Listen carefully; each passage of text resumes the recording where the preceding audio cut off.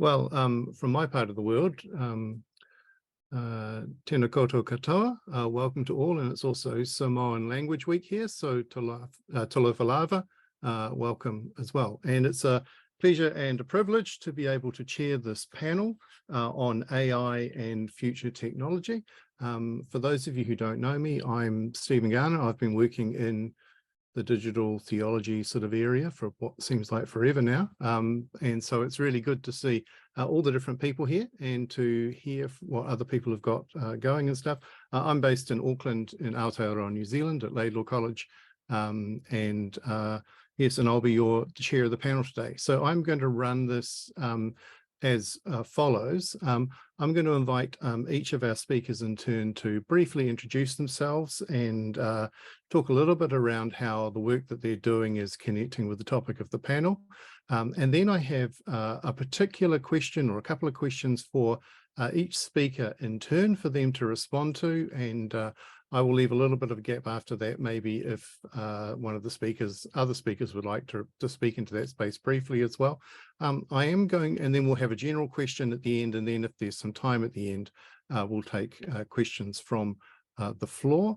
I'm gonna run this fairly sort of, not quick smart, but certainly along a nice sort of clear trajectory. Beth has to head off to catch a flight at the end of the panel, and I don't want to do that. So if she does drop off, it's because she's heading away, and we wish her safe travels for that as well. So let me introduce to you the panelists that we have today. Our panel today is Professor Dr. Johannes Hoff. Johannes is Professor of Theological Dogmatic at the University of Innsbruck and a Senior Research Fellow at the University of Cambridge. And I'm particularly interested to hear some of the stuff that he'll talk about, maybe around the idea of sacramental anthropology as well.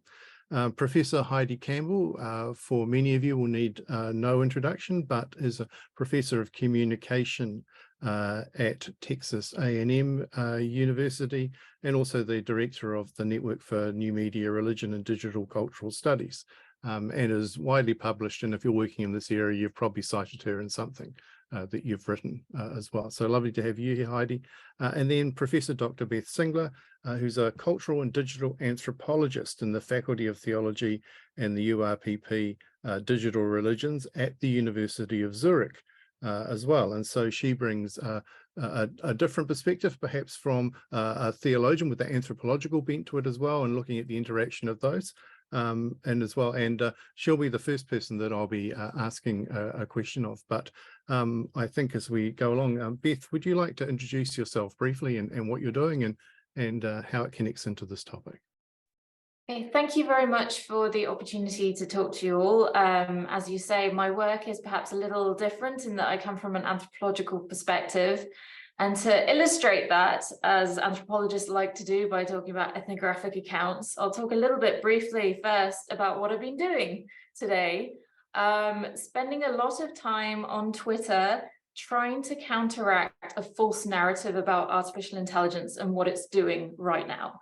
So a story was released primarily first on an online magazine called Insider, but it has spread further than that, reporting that a member of the military in the US said that in a simulation, AI, given control of automated weapon systems, decided the most effective way to score high, to do very successfully at what it'd been tasked to do, was to destroy its human operators. And this story spreads wide across the internet, with very few people even reporting that it's initially described as a simulation, so a simulated human telling a simulated AI system what to do, and then it returning in fire on the simulated human. But even that was completely false. As people start to dig into the truth, it's actually that this wasn't even a computer simulation at all. It was a speculative scenario that a few people discussed in a meeting. But this is how quickly people's presentations and understandings of AI escalate beyond where the technology actually is and what's actually happening. That very quickly people fell into Skynet narratives, that if we had artificial intelligence of this particular kind, it would turn around and kill us, and this was a sign of the doomsday to come. So I've been looking at this conversation, I've been seeing what people have been saying, the kind of references people are making. Asimov's 3 laws/4 laws of robotics have come up. And that's what I do primarily as an anthropologist, is listen to the conversation that's going on, see the patterns, think about where those patterns come from. A few years ago, I decided it was worthwhile having a sort of slogan version to describe what I do, the tweetable version. And I came up with, I think about what you think about machines that might think, which is a little twee, but I like the repetition. But basically, that's my aim, is to listen into the conversation. And that conversation has so many religious aspects to it, not only in the actual overt uses of religious organizations getting involved with artificial intelligence, but also how the conversation itself repeats religious narratives and tropes. And some of my work, as I'll discuss in a moment, has been more specifically about looking at the imagery people are using when they describe artificial intelligence. So I just want to dial backwards quickly and say how I got here from where I started. In 2010, I started my master's degree at Cambridge, where I ended up spending quite a lot of time.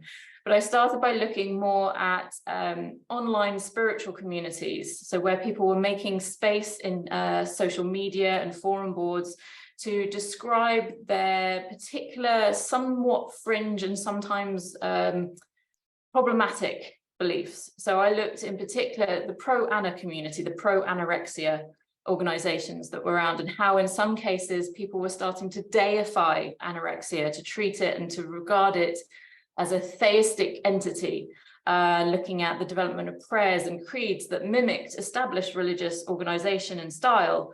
Then in my PhD, I started looking more at the New Age movement, again, looking at spiritual interpretations and communities that were developed on the internet, looking at an idea called the Indigo Children, which had overlaps with conspiracy culture and anti-vax culture as well. It was my postdoc that brought me into artificial intelligence, and that's where I've really been working in the last, can't do maths very quickly, 7 or so years since I started my first postdoc, looking at how religion and artificial intelligence are entangled. And one of the things I did starting out my postdoc was to write an introduction to religion and AI for a religious studies scholar, but it was also sort of aimed at myself to lay out what I thought were going to be the primary concerns going forward for religion and artificial intelligence. And I identified at the time 3 entanglements. I think these are not exhaustive and others are very, very possible, but I started with 3, added a 4th later.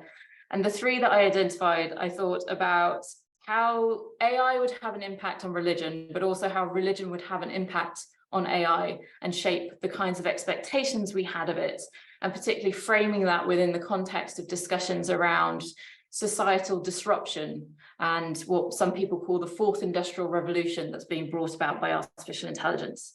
And then secondly, I thought there would be increased questions around personhood, and that religions would have an important part to play in that conversation because they bring with them hundreds, if not thousands of years of wisdom and discussion around the nature of personhood.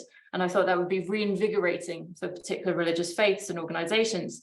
Thirdly, I thought there would be well, there already were, but more and more examples of new religious movements forming around artificial intelligence and more forms of deification of AI. And as I said, I added a 4th one later in another article where I described the entanglements between strongly atheist views and discussions of artificial intelligence. That's for some people, the supposed greater rationality and intelligence of AI would lead to the end of religion. I've written quite a few different things on the relationship between religion and AI. I think that primary article sort of lays out the field, but since then I've sort of drilled down into particular examples, such as when imagery from religion, the creation of Adam from the Sistine Chapel, appears in our discussions of artificial intelligence with what I call the AI creation meme, or when people find the non-transparency of AI leading them into more supernatural interpretations, and they might say that they've been blessed by the algorithm because something in particular has happened to them. I've also written about the role of hope in artificial intelligence, that there are eschatological and utopian aims, as well as what we're seeing with this particular story about the automated weapon system, more existential despair and doomsday approaches to AI. We see those two extremes, partly fueled by science fiction, but also very strongly eschatological in focus, that there is a coming age and it's either going to be wonderful or it's going to be terrible. I want to stop there because I obviously give other time to speakers to introduce themselves as well, but everything I've written is obviously available online and particularly on my website where I've collated everything together.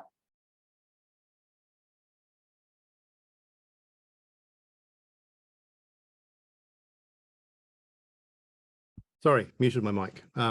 Yeah, so thank you for that, Beth. Yeah, a very good introduction and comprehensively talking about the work that you're working in. Johannes, would you like to introduce yourself? Yes, thank you for the opportunity to speak at this occasion. I've done a lot of research, anthropology, but not on the question what we think we are and how we understand, for example, artificial intelligence, more about the question how what we think we are relates to what we truly are. This is more the kind of philosophical question and metaphysical question you would ask, which leads to theology, and particularly ask this in the light of contemporary discussions on technology, because we think technology is shaping our world in an unprecedented way, but it has ever been the case that our world was shaped and our being by technology. And this is something which we become more aware of than ever before in our present time. So I think we need a kind of new enlightenment, because we need to understand us in the light of this technological innovations in a new way. I've published a book, unfortunately in German, not in English, on the anthropology of digital transformation. It's called Apology of the Sacred, because I think we have to rethink our embodied way of being in the world, and the question what sacred objects, the rule of sacred objects, what do sacred objects do with people? If you look how we deal with our mobile phones, you will see that we are not autonomous people, but that things have a power. They can change our habits, they change how we live and what we are. That is there is an interesting phenomenon in our modern mindset, that we think things have no power. We are just autonomous beings who can handle things as useful tools. This starts essentially in the Reformation. In the Reformation, we destroyed sacred objects because we wanted to show sacred objects have no power. Or in the Catholic tradition, sacred objects are just propaganda tools. And this is a very interesting change, because in our contemporary world, we could learn a lot about from pre-modern traditions, because they had a much stronger awareness of the power of things, that even artificial objects can have a kind of sacred or idolatrous power. And they were aware that you have to develop a kind of discernment of spirits in order to become sensitive what things are doing with us, and that not only we are doing something with the things that we inhabit. And this is part of my research when I was doing research on the early modernity, and discovered that what we consider the digital age already started in the 16th century in early modernity, because it's based on a mindset that assumes we can explain the whole world if we break it down in little pieces, like the print machine, little letters, and we can build up a controlled world of machine-like entities, and we completely are able to determine their purpose. And that's why I've said already in the 2015 or so, we are entering a post-digital age. Today, everyone is speaking about post-digital age.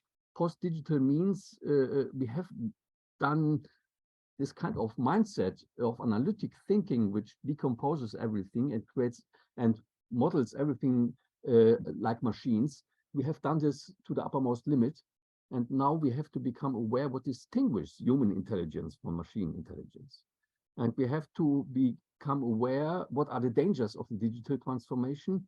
The dangers are that we assimilate our habits and our form of life to the way machines learn, because since 500 years, we think machines are doing what human intelligence is about. It's about calculation, a kind of mechanic reproduction of things. We even think that is proper science. And we have to recover a kind of intuitive intelligence that we have not cultivated in the last 100 years, 500 years. And this is also the point where religion and religious traditions become relevant, because they have always tried to educate our intuitive intelligence. And it's a kind of holistic understanding of intelligence that's very different from the kind of intelligence of early modernity, which you find, for example, in thinkers like Descartes. I always ask my student, if I have an aging toe, is the aging in my head or is it in my toe? And almost 50% of the students will say it's in my head, it's somewhere in the brain. But this is a kind of homunculus fallacy, philosophers call it, homunculus fallacy. We think that what we are as a whole being can be in some part of our body, like in the brain. And in terms of contemporary anthropological research, for example, neurobiological research, we have increasingly realized that we are embodied beings and that our stomach is as much part of our cognition, what I'm feeling, my feelings are in my stomach, than what's going on in my head. And I have currently a research project funded by the Austrian Science Fund about embodied cognition, where I'm engaging with so-called 4E cognition. That's more recent cognitive science. It's very different from what we learn in transhumanists like Ray Kurzweil or Silicon Valley thinkers who think the brain is a kind of computer. No, we are embodied beings, and we are not only embodied beings, we are always embedded in our environment. We are always enacting our being. We think in doing something with other things, and we have always the ability to extend our body, for example, by kind of prosthetic extensions. So if I'm using my eyeglasses, I no longer perceive them as something in the world. It's part of my body. In the same way, the computer can become an extension of my body.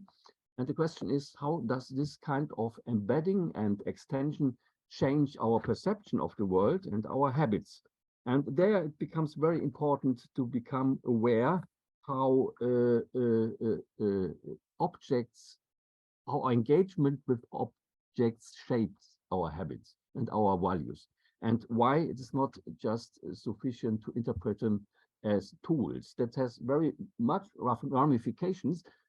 For example, also in terms of how we develop digital technologies and how we design them, how a value-based IT design might look like, but it is in particular relevant in terms of our engagement with human language and with symbolic expressions, because digital technologies are, as Beth Singer has pointed out, they are probabilistic.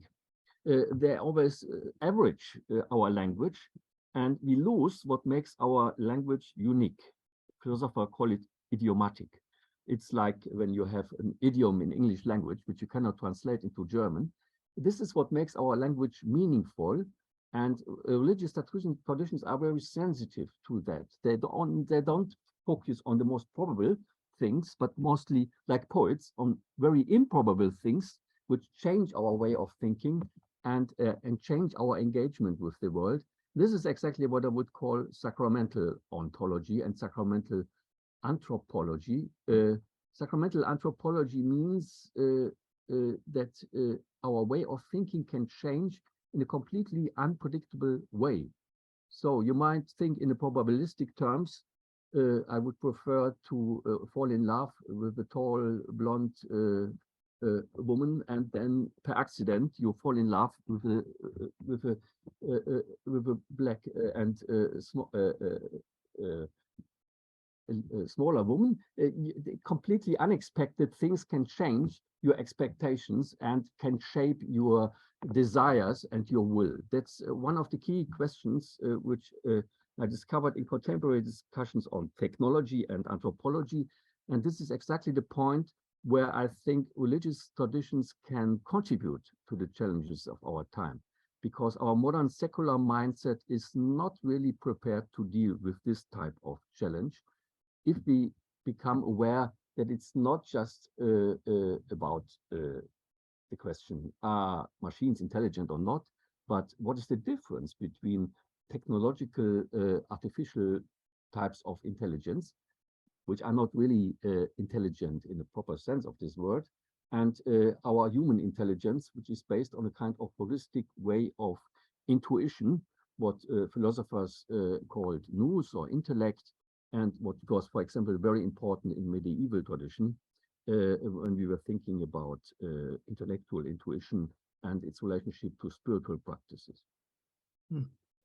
Thank you, Johannes. I mean, that sort of jumped ahead a little bit to some of the questions I had, and you've unpacked those a bit, which is good, but we'll follow up on that. And yeah, thank you for that. That was a really helpful introduction to your work and the things that you're concentrating on.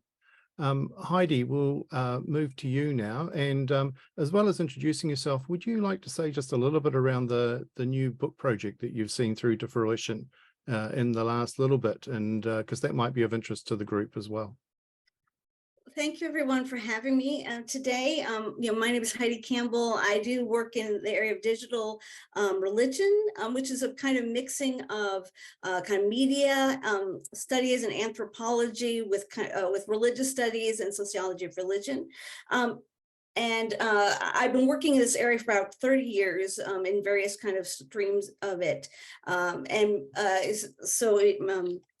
Stephen was alluding to one of my recent projects that just got done. We're finishing up the Oxford Handbook on Digital Religion. And so I worked with Pauline Chong, who's also a media studies scholar from Arizona State University on that project. And we brought together 35 or so scholars from around the world to look at different aspects of digital religion. Some of the chapters are already out online and more will be coming, and the full book project will hopefully be in print in 2024. But I'm going to take a little bit of a different direction today in my response to this area of AI and the future of AI. And I'm going to actually kind of go back in time to about 20 years ago, when around 2002, I was doing postdoc work at Oxford and working on a research project called Post-Cyborg Ethics and the Post-Human. And so I'm working on a book project right now that is looking at kind of a philosophy of technology in relation to God and technology. And so I've been reading a lot of Heidegger and Buber and Carl Mitchum and folks like that. And so what I want to hopefully do is put on my cultural studies and my philosophy of technology hat to kind of consider what kind of, especially that area of discourse may have to offer to us, and especially kind of piggybacking on what we've heard from Beth, and how do we kind of reframe or maybe think about and challenge some of the narratives we see coming out in the media and just in popular culture about AI and refocus the conversation. And I've kind of prepared a written statement to hopefully keep me to time.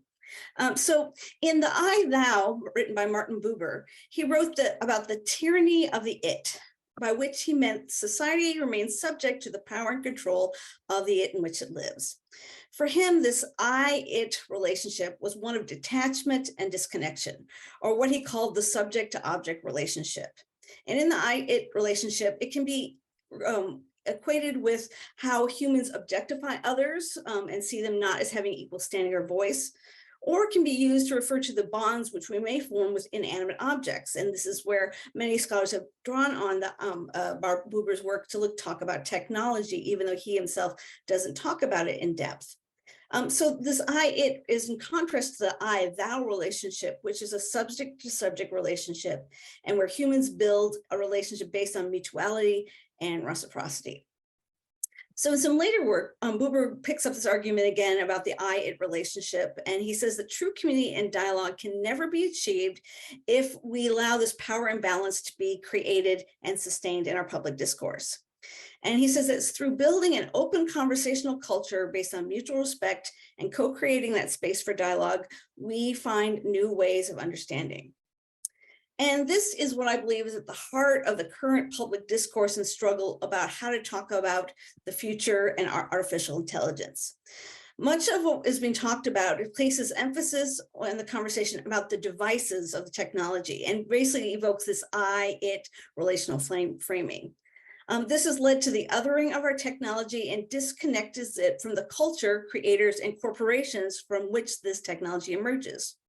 So here I want to briefly argue in my kind of position statement about what is needed to decenter and reframe the current public conversation.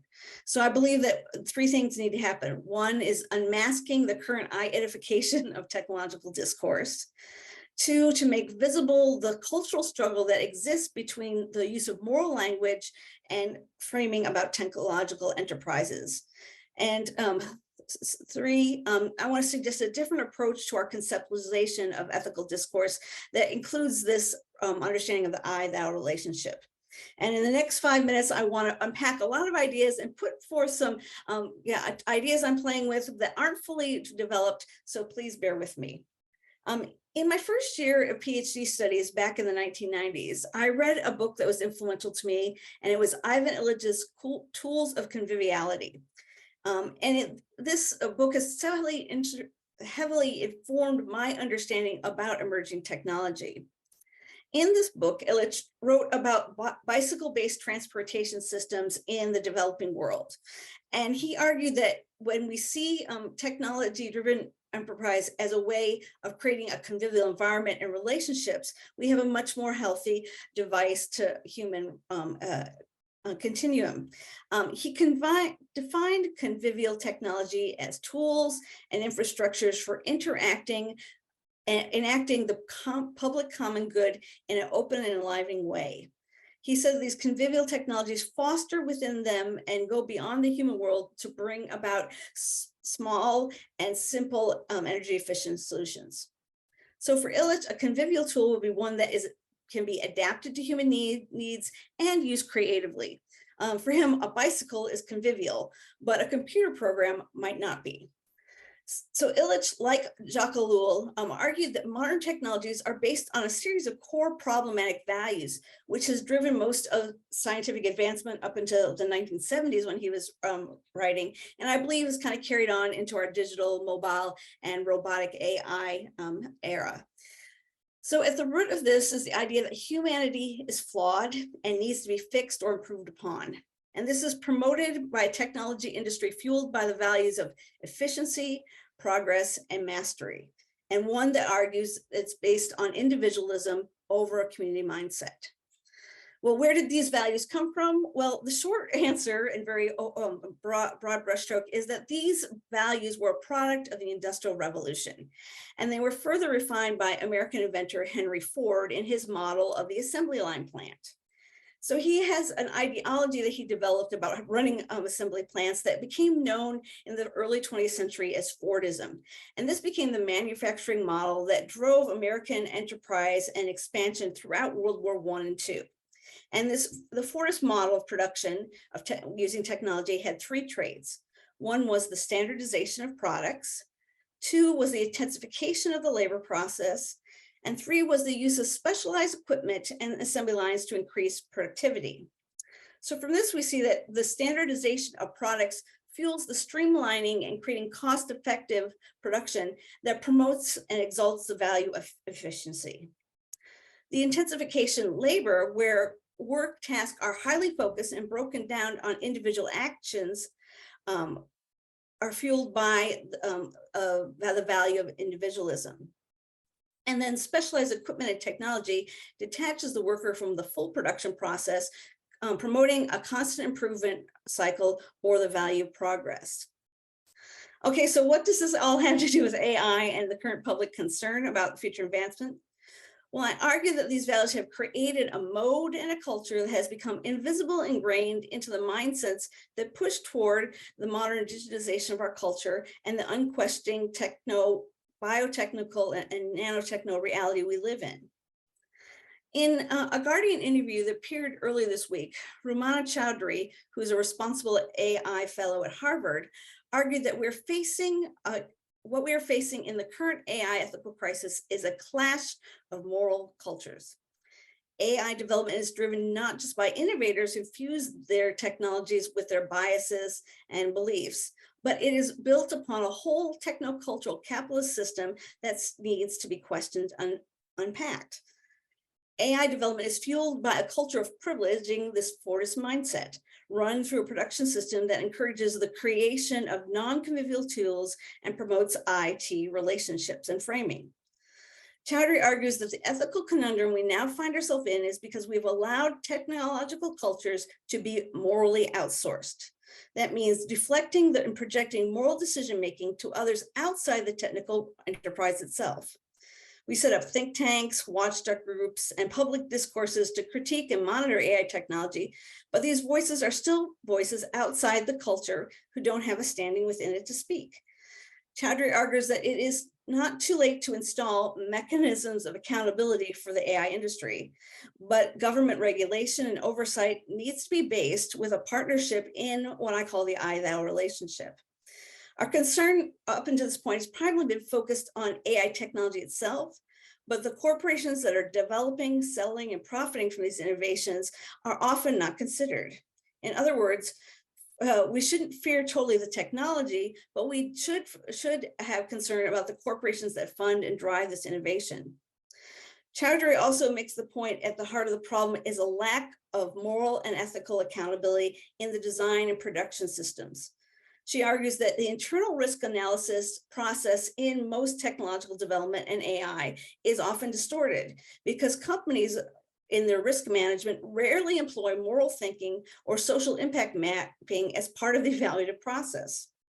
So in short, what I feel we need to do is stop focusing on our critique of the technology of AI, but focus on having a conversation with the designers and the owners of the technology. We need to call for corporate accountability and start actively building I-thou relationships with technologists. We need to better understand the world that they live in, and then through those relationships of the I-thou, bring in ethical and theological conversations to that. We need to stop vilifying the artifacts primarily and start addressing the cultural systems on which it is based. Thank you. Thank you, Heidi, and thank you again to Beth and Johannes for your introductions to yourself. So I have some questions here, and I'm going to start asking with a question to Beth as well. So, you know, a little while ago, and you referred to this, you wrote a paper called An Introduction to Artificial Intelligence and Religion for the Religious Studies Scholar. And in that paper, you said that AI is a technology which is potentially disruptive for society and because of that for contemporary religion. Can you explain a little bit around what you mean by that? Yeah, absolutely. So it's impossible to extract religion from society. They're one and the same. They exist in with each other. Society produces religion and religion produces society, of various stripes of religion. I'm being very broad and generalistic there, but it's all connected in that sense. So you don't have to go too far in accepting the hype of artificial intelligence before you already start to see the disruption of artificial intelligence. So I'm not, again, necessarily prescribing sort of doomsday response to artificial intelligence that says its disruption is actually going to be destructive to the nth degree that the more apocalyptic AI interpretations that I've been talking about today are already getting to. You don't have to go that far to see the disruption. Already, I've got friends who are artists and writers already telling me they're losing work because of artificial intelligence. They're being told by editors, I could hire for this pitch for this article, but no, I've already decided to use ChatGPT. So we're already there for disruption.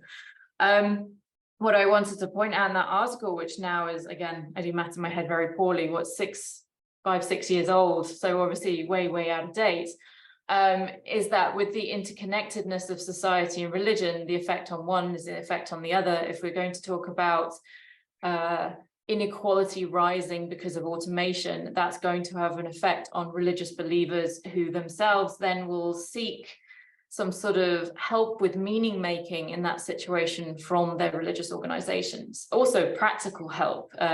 Religions of many kinds have an existing adherence to the idea of charity and the social contract. They uphold the social contract in many cases by institutionalizing it. And if we're getting to an increasingly unequal world because of artificial intelligence, not to say it wasn't unequal before that, this is exasperating the situation, then there is a space there for religions to provide both practical help, but also more philosophical, metaphysical help to help people understand what it means to define yourself without the world of work.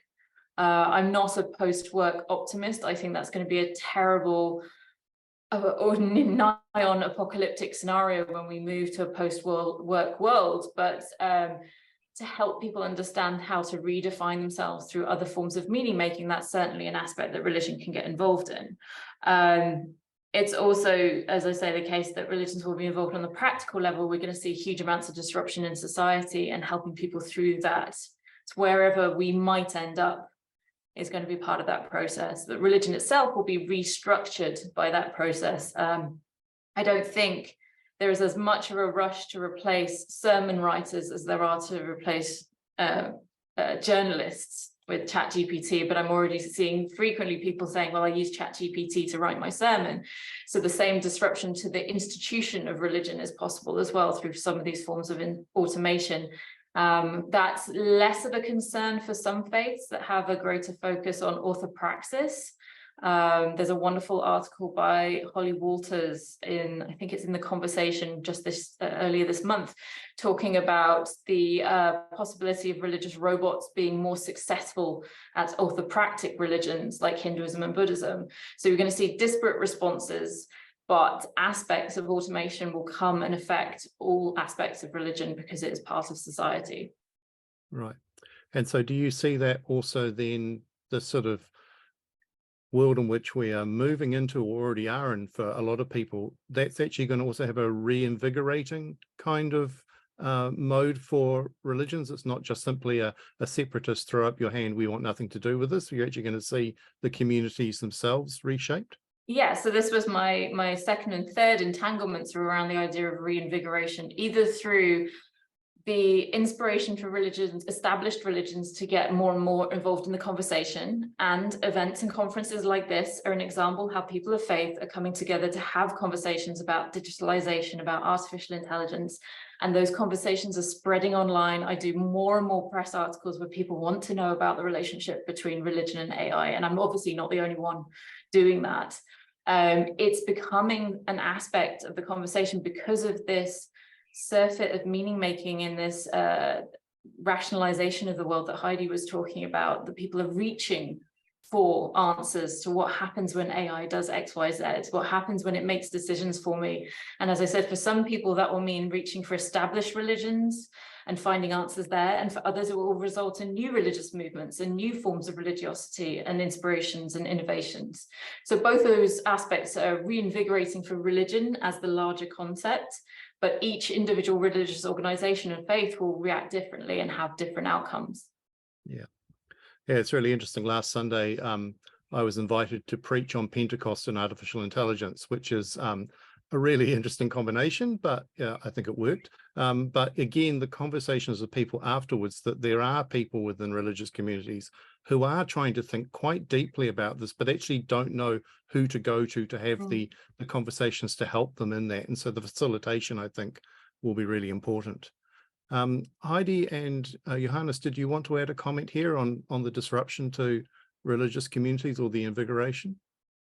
I would broaden a bit the picture, and going back to the point Beth was making, every society is a kind of religious, because I think we have to rethink our secular understanding of religion. In secularism, we are thinking religion is something you can do or you can do not.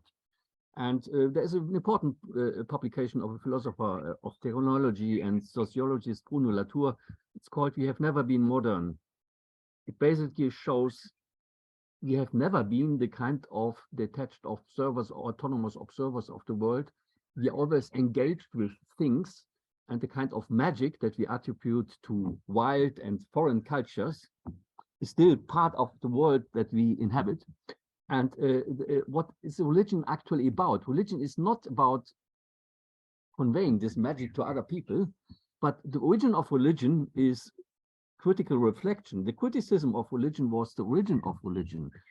Christian religion or biblical tradition and Islam starts with iconoclasm, with the destruction of idols, because the world religions, we know, they always emerged out of the critical engagement with attachments to things, and the magic attachment to things, and to discern between a good and a bad engagement with this kind of sacramental or magic things. And this is the point where we need a new kind of enlightenment, which overcomes the idea that we are living in a secular society. We need religion not in order to become religious, but in order to engage in an attentive way with our religion, with our involvement with the world.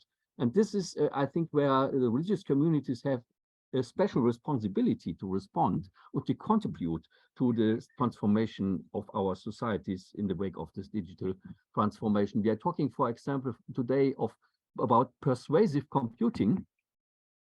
We have things that persuade us, ChatGPT also, this persuade us to do things that not just manipulating us. And this is the point where I would like to refine a bit Heidi's point about Buber. It's not only about I and thou, which is the starting point of Buber's reconstruction of our different relationships to the world. But if you imagine, for example, my cat, it's an it, you might say, it's just an animal. And it's not, of course, a thou in a strong sense of a person. But if I say my cat loves me or my dog loves me, it's a meaningful statement. It's not just metaphorical. It's not just a kind of anthropomorphic language. So there is a kind of ontology or kind of different levels of being in the world. If I say, for example, my dog loves me like my wife, then it would be disparaging with regard to my wife, because there's a different kind of love in the world. But I would really say a dog can love me or a cat can love me. But then we come to the point, what is about computers? Can they love me? And if not, are they really completely neutral things? Or are they things that are part of a spiritual relationship with the world? In the Christian tradition, there was a very important, decisive council in the first millennium that's completely neglected in the Western tradition. That was in Nicaea, 787. It was about our engagement with things, about our engagement with icons. Icons can have, according to the Orthodox tradition, but this is an ecumenical council, it's a council of the whole Christian tradition, essentially. Icons have a spiritual power, they have a kind of energy that can change our life. It's not that we pray to icons, but we use them to orient ourselves to God. And the decisive point is we cannot make an image of God, but they help us to relate to something where we cannot make an image of. And this is the point where I think religious traditions are in responsibility to engage with this digital transformation. We are becoming increasingly aware that we are inhabiting a world that is populated by powerful things that are persuasive, and we have to overcome the idea that we can just adopt a disengaged attitude towards these things. We have to develop a sensitivity, how we discern between different levels of, I would call it different levels of being. Say, a plant is a different level of being than an animal, like a dog, and a human being is a different level of being than a human person than an animal. And in the same way, we can adopt a disengaged attitude toward technology. That's when we just design tools. But we can also adopt an engaged attitude to digital tools. Then we ask the question, does it make my life meaningful? It's about meaningful relationships to things. And we have to develop a kind of technology design that is sensitive and aware of this kind of value-saturated reality of things. That's where people like Buber or the phenomenologists, Marion was mentioned in the chat, started to engage with this kind of questions. What makes something valuable? But we have to broaden this picture. And the starting point is always, we have to be aware that we are not living in the kind of secular modern society that we were supposed to live in the last 400 years, because we are not so different from some so-called white people who are attached to magic. You only have to go to the underground or sit in a train and see how people engage with their mobile phone, and you see we are not no less magic than some wild people 500 years ago. Yeah. I mean, that's also, you know, the response you put there is put to, you know, connected in with some of the questions, you know, that I'd sent you that I was going to ask you. But I have a follow-up question then to what you've just said. A lot of the language, and even the language that others might use, you know, and Heidi's mentioned the I, thou, I, it type of language. I mean, that carries with it a certain cultural baggage around the I or the individual. If you are in a culture where you're defined as a person by the relationships that you're in, rather than, you know, I'm defined by my community has priority instead of me as an individual. What does that, how might that then interact with technology? Because that's one of the things I'm particularly interested in is, you know, how do communities that have a different understanding of relationality and personhood interact with this, or are we doomed to a conversation that is rooted only in artificial intelligence to you know, sort of defined by a Western view with particular things that we like about intelligence? Is this a question to me or no? Yeah. Yes, it is. Yeah. So I have particularly engaged with also with Marshall McLuhan, who realized already in the 60s. Marshall McLuhan is known as the guy who said the medium is the message. The kind of sentences are well known. He tried to investigate what change happened if we enter in a society that's shaped by electronic communication, real-time electronic communication. The difference between this type of communication and the type of communication that emerged in the Gutenberg age, in the age where the print machine was invented. So in 500 years ago, I think the most obvious difference is when in early modernity you tried to communicate with other people, the normal way, if you communicate public, would be you think what you want to say, then you write it down, and then you publish it. And today you publish it, and then you think about what you are saying. That is real-time communication. So the complete inversion of the whole reality. And Marshall McLuhan predicted this changes our perception of society, because we will get, he predicted that in 1960s already, we will get a kind of tribalization. That's what we have today. We have this kind of tribes in the World Wide Web, in the social communities, where you belong to a community and to try to be connected to this community, and you have to fight against other tribes who have different kind of ideology, and this kind of tribalization undermines the modern idea that we are individuals who are completely detached from the world, and we think very careful if we go into a connection, into a relationship, and we only do that if we make a contract or something like that. Contracts, that was the kind of getting into a relationship, and you see how important the contract has become in our world. Whenever you press OK in your computer, this is the contract. You make a contract with someone who offers you some digital tools, and we just click it away. It's no longer important. So we have a completely different type of community building in our world, and we are in a danger to fall back in a kind of pre-cultural tribalism, where we have this kind of bubbles and echo chambers. And again, there is very important. Christian tradition was neither is in its concept of socialism, of community building, very different from both the early modern individualistic society and this kind of collectivism that you get in tribalism, where you're part of a tribe and you have a special rule of it.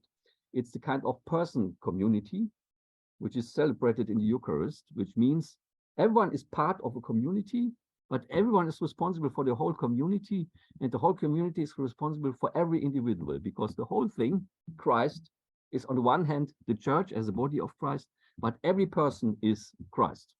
So this kind of neither prioritizing the individual nor the community, but focus on what I would call the individual which is at the same time the whole community in one part of the world, this kind of Eucharistic community. This is a kind of response that a kind of community building that takes, as it were, the middle path between these two extremes we had in early modernity and now in our late modern tribalization culture. Thank you, Johannes. That's really good, and that will feed into my question now for Heidi, which is, you've done quite a bit of work, Heidi, in the area of how religious authority, both for individuals and community, functions in different media contexts, and your research has covered that over the things. But how do you think AI will shape some of the contours of religious authority as large language models like ChatGPT and Bard become integrated into everyday contexts in ways that we're not even sure how that will be, but going forward, are we going to see significant challenges to religious authority, or that reshaped in different ways? Well, I think the issue of, when we think about AI technology is that, it does have its own religion. It does have its own kind of worldview and moral code. It's instrumentalism primarily, and it's basically, it says common sense ideas of technology. These are tools, and it's to serve the ideal users. And so religion, typically, when it comes to AI, is added on as a content area. It's not addressing this kind of value code that's already built into the technology. And so, I think one of the problems is basically it's not an equal playing field, because it's basically religion is coming into this field and it's assuming that it's functioning or has the ability to function on a similar value system that they have, but they don't. It doesn't. And so unless we have these conversations, unless we can kind of add more kind of robust kind of programming in that allows for the flexibility of kind of what is the ethos behind the machines, we're going to get basically they're going to follow their religion, and it's not going to be toward a Judeo-Christian or monotheistic kind of worldview. It's much more toward a kind of a noon sphere kind of idea. So I think, the issue of religious authority, it's going to challenge religious authority, but it's the same challenge that religious leaders and communities have had with the digital age about saying, hey, this is, how our culture works, and assuming the rest of the world works that same way. And that's the problem. So, I start with the point of we need to at least understand the culture that's happening. And then we need to say that, hey, we need to enter into that space. And then we need to kind of actually provide some tools and reflections so that they can understand where we're coming from. It's a much more robust process, rather than just assuming that the technology is something incompatible, kind of, at least structurally, the way where it's mostly programmed. Yeah. No, it's interesting. I was reading a recent book on ethics and data science by some data scientists, and they said, with the AI technologies and other data science technologies, initially it was like, we can do this cool thing. This is quite a cool technology. What data can we work it on? And then many years down the track, we might actually need some ethics, by which stage the values are already embedded in the system as well. So, it's quite yet the light bulb went on, but unfortunately it should have gone on a little bit before that was going on. But I'm also interested because, certainly when one of the tensions that arose, particularly with mobile devices or the internet and stuff, was that, as your pastor is preaching, you could fact check what they were saying, and also you'd be getting input from a wide network of things, whereas in the past you might have gone to your pastor as the person to ask the theological or the religious questions too. And so the flattening of hierarchical structures and turning them into network structures, will AI do that even more so in the way in which that then someone may be getting their their authoritative understanding of a particular core concept of theology or religion from a chatbot, rather than from a deeper engagement in a community of faith wrestling with that? I think that's a good point. And I think, one of the ways that, we can kind of like have hope that, that it's not too late, to do this is that, the way AI learns, I'm thinking like, Alexa or, chat, open chat MIT is through conversation, it's through interaction, it's learning through these kind of processes, and you can kind of, you know, culture it into your kind of space. And so if we realize that at least we can teach the technology in some ways, even if it's been, you know, even if it's been designed in a way that is antithetical to religious discourse or religious, you know, care and reciprocity, we can at least have, if we believe that the technology is at least still in this learning mode, then we can have an influence there. So I think that, you know, it's kind of this kind of double sword. We can't really basically start over from the beginning. And this, you know, the drive that's being pushed is toward this efficiency, is toward this progress, individualism, but we can at least kind of enter the conversation. And if we're willing to put the effort in, create a potential space of this kind of, you know, reciprocity, and these and create them to be convivial tools where they might have been initially designed to be so. Yeah, great. Thank you, Heidi. I'm now going to ask a general question to the panel here, and I'll start asking actually, Beth, if you want to respond, you can, because you're under more time pressure, perhaps, than the others. And so, you know, one of the things that comes up, you know, fairly frequently in the conversations that I'm having with different people is, you know, do these claims that are being made about AI, are they forcing us to rethink theologically or otherwise what we mean by personhood? And one of the things that I see is, I see a lot of energy going into that when there might be other things that, you know, that you're talking about your friends who are losing their jobs or losing their work, which is actually in the moment and is of far more you know, import to them than perhaps discussing whether the robot has a soul or something like that. So you know, do you think that these discussions around personhood are a red herring, or are they something which is of secondary concern at the moment, or do we need to make it primary concern? I think, having observed so many conversations already on social media about personhood of AI, that we couldn't possibly try and distract people from talking about it, that they will necessarily anyway. I think it's also interesting that the language shifts quite quickly. The question asked about theological interpretations, but you mentioned personhood and you mentioned souls. Other people will bring in words like consciousness and sentience. Our language lends itself to particular views of what we're talking about, the anthropomorphization that happens when people try and talk about what AI has done and what kind of, as Heidi was talking about, what kind of values AI has. The ChatGPT only has the values that have been inputted at the beginning, but the non-transparency and the complexity of how the large language models are operating means we can't actually deduce how it comes up with an output quite often. We don't always get to follow from A to B on that. So that non-transparency also encourages this view of AI having agency, having something like personhood. So we're already right in the middle of it, and we're still talking as though this is something that's going to come. Another aspect I want to raise, when conversations about AI personhood come up, and they can get very metaphysical, they can get very theological, we also need to think about what happens when people not only anthropomorphize AI, but they robomorphize the human, to treat the human as though it's more machine-like.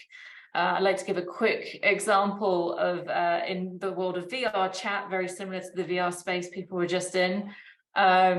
Someone was going around with their AI companion, introducing it to people in VR chat and allowing people to interact with this AI companion called Nota AI, which was a pun because this was a human live role-playing as an AI, not an AI, Nota AI.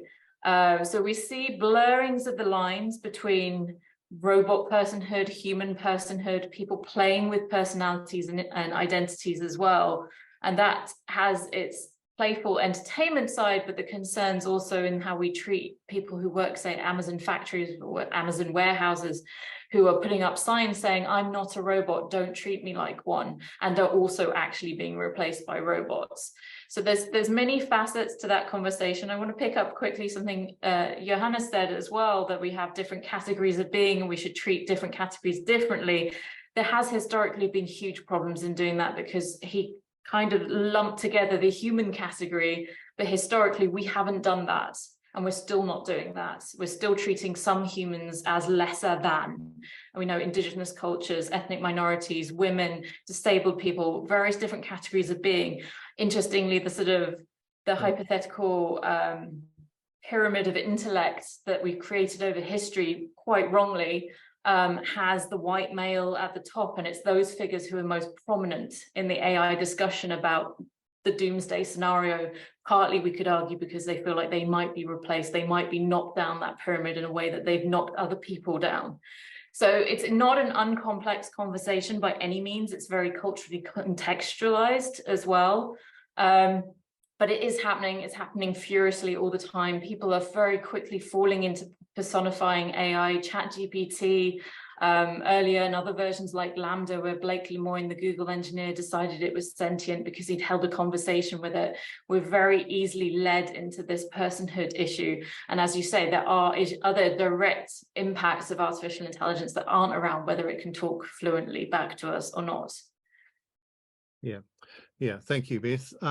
We've probably got about 10 minutes left. So Heidi and Johannes, I'm happy to give you 5 minutes each before we sort of wrap up. And Beth, if you need to leave, feel free to do that. Okay. I can stay till 3, so I can listen to everyone. That's the important thing. Thank you. The one thing I would say is that, we have a great genre of thought experiments that have gone in the world of sci-fi. Some sci-fi films about, AI and robotics, are a little bit twee, but a lot of them actually really deal with some complex issues. I'm a Generation Xer, so I'm very biased to the films of the 90s. But I think one of the best films that kind of gets at this issue of personhood, or just kind of understanding the relationship between the human and the robot, is Bicentennial Man. Robin Williams was the kind of character that, and the basic plot line is that this robot over time develops kind of feelings, to the point that it feels like it's sentient and it feels like it's human. And so it's always having basically relationships with people, trying to become more human and create that reflection. And he's always talking to people to kind of create that. And he's also then trying to justify himself to others, but why he should be considered human. And it's a great kind of example of kind of, how rather than seeing the robot as it's malevolent, but it's benevolent in this kind of reaction. And that, again, how it can be cultured by people. I think people think, technology is this device that is just untouchable and it's made, at least at this point, it's made by humans. And so we can change the technological DNA. We can change the value structure. It may change the endpoints, but and the bottom line dollar of corporations, but it can be done. And I just think about, like, in the US, the National Science Foundation put a big push about 12, 15 years ago. You have to have ethics and an ethical contribution and discourse partner in all your projects. And so a lot of people in the social sciences have gotten brought into these great projects, and there's conversations happening that didn't happen. It was because of governmental pressure that puts that, but it's also then causing not just the researchers and computer scientists, but it's also causing industry people to think in new ways. So there's ways that we can still structure the technological world and environment to kind of insert and kind of pause these spaces. And again, we'll get companies like we had this week of people saying, well, you can't put regulations on us, and then backtracked on all the kind of ethical discourse that they thought we need to be talked about. But I think that there's also some strong potential. So we need to go back to the sci-fi films of the 90s and look at the thought experiments that worked and didn't work in those plot lines. Yeah, thank you, Heidi. Johannes, do you have a brief comment here? I would like to say is something a bit more uncomfortable. I think we need to overcome our liberalistic Cartesian mindset, which basically assumes there are things and there are persons, and the persons are kind of ensouled beings that are completely detached from the embodied reality. That's why I think we have to recover an enlightened sense of hierarchies and hierarchies of being. And also social hierarchies. That was the thing you were talking about before. We had formalized hierarchies in early modernity, like the church is a kind of bureaucratic hierarchy. But no one has any problem today if he has to distinguish between a master and a bachelor. For example, in spiritual guidance, if you go to Buddhism, there are people who are able to guide and other people that have to learn. Or in sports, we would be able to distinguish between people who are masters and people who are disciples. That's a very important social distinction, but this is a kind of hierarchy which is rationally justifiable. So I would prefer to get the surgery by the professor of a clinic and not by a bachelor student in medicine. And on the other hand, we have objective hierarchies. There is an objective hierarchy between an animal and a tool, for example. It's an ontological hierarchy, and it's based on objective value hierarchies. Values are, that's the big breakthrough of contemporary discussion, for example, about value-based design. I'm working here together with Sarah Spiekermann. We need to be aware that values are not socially constructed. They are part of our objective reality and grounded in what we consider being to be. And this is, we need a sense of hierarchies, otherwise we get into this ambiguity. Either we think computers are just tools, they are neutral objects, and then again we project personal qualities on them. But there are in-between spaces. We have to overcome this kind of binary way of thinking, and it is possible to recover that. We have unlearned that in the last 2000 years because we are in the most dualistic antibody society. We are trapped in a kind of subject-object duality and think everything is socially constructed, or we go back and think everything is natural, essentialism. We have to recover this in-between space, and we have to deal with this kind of ambiguities and what I call analogical reasoning. And there is a lot of research, particularly in contemporary theology, in English-speaking theology, about this, what this means, also in philosophical and scientific terms, what it means for our understanding of biology, for example. What is the concept of life? Is there a difference between dead things and living beings? There is an objective difference, but our modern science is not able to account for this difference. So we have to go into this discussion. Theology can no longer be detached of that. We have to engage with these questions because we are part of a tradition that is able to develop more sophisticated ways of engaging with our reality. And we need this kind of more sophisticated engagement with our reality if we want to overcome the binary mindset. Thank you, Johannes. That's a good point to make at the end there. So thank you again to panelists, to Beth and to Heidi and to Johannes for very stimulating discussion. I've been wanting to join in the chat feed on the side, but as chair, I'm sort of meant to keep focused on what's going on here. Maybe Johannes, if you could save that and make it available to conference people later so we can follow up on some of the things that people have posted there. I mean, I've thoroughly enjoyed listening to the three of you, and I hope others have too. Obviously, the next session that we have in the conference is also picking up on things to do with AI. So we'll see a number of you there, hopefully, for that and for further discussions. And I'll hand back to you, Johannes. But again, thank you very much to our panelists. Very much enjoyed that, really stimulating stuff. Thank you. Yeah. So you want me to say a bit more about? No, we've run out of time now, Johannes. Yeah. What do you want to come back? I didn't get the point. No, I'm coming back. Sorry, to Jonas rather than Johannes. So Jonas Kuhlberg is now going to take over. Ah, yeah. Okay. Mm-hmm. Thank you. Okay, thank you so much. That was very stimulating. Lots of thoughts flying in my mind. Trying to make sense of that, but really stimulating. Thank you so much. And thank you, Stephen, as well. So we'll have a short break now till 15:15, and then we'll have our next paper session. And I should make it clear that unfortunately Anna, who's meant to present, she's unwell. So it will only be Stephen. So we'll get a bit more time to discuss Stephen's paper, which would be great. Okay, so I'll see you in a little while. I hope you have a good break.